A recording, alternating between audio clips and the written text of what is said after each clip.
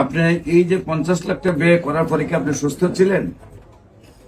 না, সুস্থ তেমন কাছে শারীরিকভাবে আমি ছিলামই না। শারীরিকভাবে সুস্থ ছিলেনই না। Normal আমার মানে এখন আপনার চিকিৎসা করছেন আমার কেন কয় মাস? only এখন একটা 28 দিন। 28 দিন চিকিৎসা করছেন। এখন আপনার শারীরিক অবস্থা কেমন? এখন তো আলহামদুলিল্লাহ বলতে গেলে তুমি বলছি শ্বাসটা নিয়ে এটা বাদে তো আমি এখন শারীরিকভাবে একদম সুস্থ মানুষ হলাম। মানে এখন শুধু টিউবটা লাগানো যায়, এটার মধ্যে এটা বাতাসটা ঢুকে, এটা ছাড়া আপনার শারীরিকভাবে সব দিকে আল্লাহর রহমতে সুস্থ। আসসালামু আলাইকুম ওয়া রাহমাতুল্লাহি ওয়া বারাকাতুহু। সম্মানিত দেশবাসী, আমি cancer specialist doctor SM. Sarwar. বিশেষ করে আপনারা জানেন যে সারা ওয়ার্ল্ডের ডাক্তারদের বক্তব্য ক্যান্সার হলো নো আনসার। এমনই একজন ক্যান্সার রোগী যিনি চিকিৎসা ক্ষেত্রে প্রায় 1.5 কোটি টাকা ব্যয় করেও সুস্থ হননি। আমরা সেই মরণ বিধি ক্যান্সার থেকে উনি বিজয় লাভ করছেন। ওনার বক্তব্য আপনাদেরকে শোনাবো এবং ওনার সাথে পরিচয় করব। আপনার নাম? আফজাল হোসেন। আপনার পিতার নাম? সুলতান আহমেদ। সুলতান আহমেদ। আপনার গ্রাম? নারায়ণগঞ্জ। গ্রামের নাম ফতেকান্দি। আমি ফতেকান্দি। থানা সোনারগাঁও। থানা হলো সোনারগাঁও, জেলা হলো নারায়ণগঞ্জ। আপনার বিশেষ করে কি সমস্যা আপনি ভুগছিলেন? কোথায় কোথায় চিকিৎসা করছেন?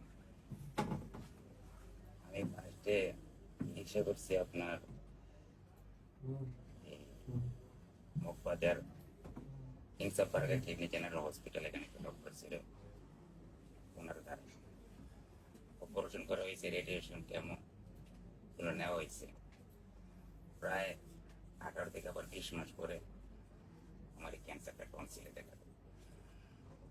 পরে আমি বাংলাদেশে অনেক জায়গায় ঘুরছি, অনেক টাকা ব্যয় করছি। করার পরে আমি আবার ইন্ডিয়া চলে গেছি। পরে ইন্ডিয়া রেডিয়েশন কেমন নেওয়ার পরে এরপর আবার আমার এই জায়গায় দেখা দিচ্ছে থাইরয়েড। পরে থাইরয়েড অপারেশন করলাম। করার পরে মার্কেটখানি ভালো ছিল। দেখার পরে আমার শ্বাসকষ্ট দেখা দিচ্ছে। ওরা আবার ইন্ডিয়ায় চলে যাই। যাওয়ার পরে আমার গলায় টিউব লাগাইছে শ্বাসকষ্ট ছিল। এখন আমার খাওয়া দাওয়া অসুবিধা ছিল ওই সময়। প্রায় আমি আরো 4টা আপনার ইমিউনোথেরাপি দিচ্ছি, প্রায় লাখ-খানি টাকার উপরে করে যাইতে। পরে আমার ভাই এবার একটু বাইরে থাকে, ওনায় ফেসবুক ইউটিউব ঘুরতে ঘুরতে আপনার সাক্ষাৎকার দেখতে দেখে আমার আপনার কাছে আচ্ছা, আপনার এলোপ্যাথিক চিকিৎসায় কত টাকা ব্যয় হয়েছে আপনার? কত? না বলি কেন? দেশের মানুষের যে অর্থনৈতিক সমস্যায় পড়ে যারা আছে, অনেকেই বাড়ি ঘর বিক্রি করে ফেলে। সেই ব্যাপারে মানুষকে সচেতন করার আমাদের দায়িত্ব। এই যে আপনি প্রায় 50 লক্ষ টাকা ব্যয় করছেন, আপনার আসিল বললে ব্যয় করছেন, না থাকলে তো এইটাও করতে পারতেন না। তো আপনি বিশেষ করে লুকাইবার কোনো কিছুই নাই। আজকে আপনাকে দেখে কিন্তু অন্যরা রাস্তা চিনবে। আপনি এই যে 50 লাখ টাকা ব্যয় করার পরে কি আপনি সুস্থ ছিলেন? না, সুস্থ তেমন কাছে শারীরিকভাবে আমি ছিলামই না। শারীরিকভাবে সুস্থ ছিলেনই না।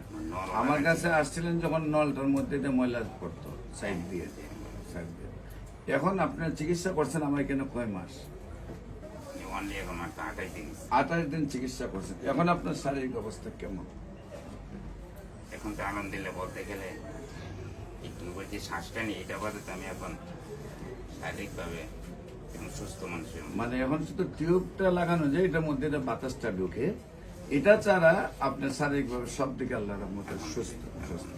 এখন যদি আমরা আল্লাহর রহস্যের মধ্যে রিপোর্ট করার পরে যদি দেখা যায় যে না, টোটালি ক্যান্সারটা মুক্ত হয়ে গেছে, ওই টিউবটারে বন্ধ করে দিয়ে আবার মাংস দিয়ে ভরাট করে দেবো ইনশাআল্লাহ। তো বিশেষ করে দেশবাসীকে বলবো, 1 মাস আমরা চিকিৎসা করেছি। উনি বাংলাদেশ ইন্ডিয়া এমনিভাবে চিকিৎসা করতে করতে 50 লক্ষ টাকা ব্যয় করার পরে উনি অসুস্থ ছিলেন, কথা বলতে পারতেন না, ময়লা জড়ত গলায়। আল্লাহ ওনাকে 1 মাসের চিকিৎসা সুস্থ করছেন। আপনার সবাই দোয়া করবেন উনি যেন স্থায়ীভাবে সুন্দরভাবে সুস্থ হয়ে যান। বিশেষ করে আমরা এরকম যারা দুরারোগ্য ব্যক্তিরা পরিবারকে ধ্বংস করে ফেলেন, পাশাপাশি রুগীকে মেরে ফেলেন, আমরা সেই সব ভাইদেরকে আমাদের চেম্বারে আহ্বান জানাবো। আপনারা আমাদের অফিস ভিজিট করুন, যে কোনো সময় আসলে আমাদের যেসব রোগীরা সুস্থ তাদের সাথে সাক্ষাৎ করুন। আসুন, আপনারা যদি বুঝেন যে ক্যান্সার মুক্ত একটি পরিকল্পনাকে বাস্তবায়ন করা যাবে, তাহলে আমরা এই পৃথিবীটাকে আবার ক্যান্সার মুক্ত করতে চাই। যেমনি ভাবে আমরা একসময় যক্কা হলে রক্ষা নেই বলতাম, একসময় আমরা টাইফয়েড হলে কোনো না কোনো অঙ্গ চলে যেত, একসময় বসন্ত হলে সমস্ত শরীর পচে যেত, একসময় ডায়রিয়া হলে সমস্ত গ্রামের মানুষ মারা যেত। সেই রোগগুলো যেহেতু এখন ভিত্তি নেই, এখন ক্যান্সার, কিডনি, থ্যালাসেমিয়া, এইডস রোগ, আমি বলবো সেটার কোনো ভিত্তি নেই। আপনার ক্যান্সার গবেষক ডাক্তার এস.এম. সরা ইউটিউবে সার্চ করলে প্রায় 5,500-এর ঊর্ধ্বে ক্যান্সার রোগী সাক্ষাৎকার পাবেন, যারা সুন্দরভাবে সুস্থ হয়েছেন। আমাদের মধ্যে আজকে হবিগঞ্জের পপুলার হাসপাতালের সম্মানিত এমডি সাহেব উপস্থিত আছেন। আমরা ওনাকে ওনার পরিচয় দিয়ে আজকে যে গেস্টটা দেখলেন, এই ব্যাপারে দুইটি কথা বলার জন্য অনুরোধ জানাচ্ছি। বিসমিল্লাহির রহমানির রহিম। সম্মানিত উপস্থিত যারা আছেন, বিশেষ করে রুগীদের গার্জেন, ডাক্তার, আমি মোহাম্মদ তারেক আজিজ খান, পপুলার জেনারেল হাসপাতাল হবিগঞ্জ ব্যবস্থাপনা পরিচালক। আমি আসছিলাম ঢাকাতে ভিজিট করার জন্য, পাশাপাশি আমাদের অত্র এলাকার বড় ভাই ডাক্তার এস.এম. সরা সাহেব। আসার পর দেখলাম যে রুগীদের যে সাক্ষাৎকার, বিশেষ করে অনেক রুগী সফলতা পেয়েছেন, এটা আসলে দেখে অনেক ভালো লাগছে। বিশেষ করে যে এখন যে আমাদের সামনে যে ভাই, উনি অনেক ব্যয়বহুল খরচ করছেন, তারপরও আসলে ফলাফলে এত একটু ভালো পাননি। এখানে আসার পর যে মানে সুস্থ আছেন, এটা দেখে আসলে নিজের কাছে অনেক ভালো লাগছে।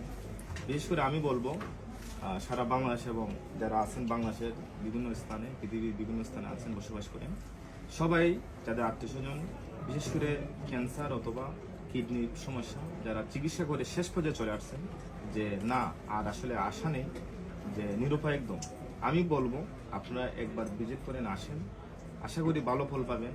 অসংখ্য রুগী অলরেডি পেয়ে যাচ্ছে, আর আমিও বলবো আপনারা এসে ভিজিট করেন, আশা করি আপনারা উপকৃত হবেন। এতটুকু বলে আমি শেষ করলাম। সবাইকে আসসালামু আলাইকুম। সম্মানিত দেশবাসী।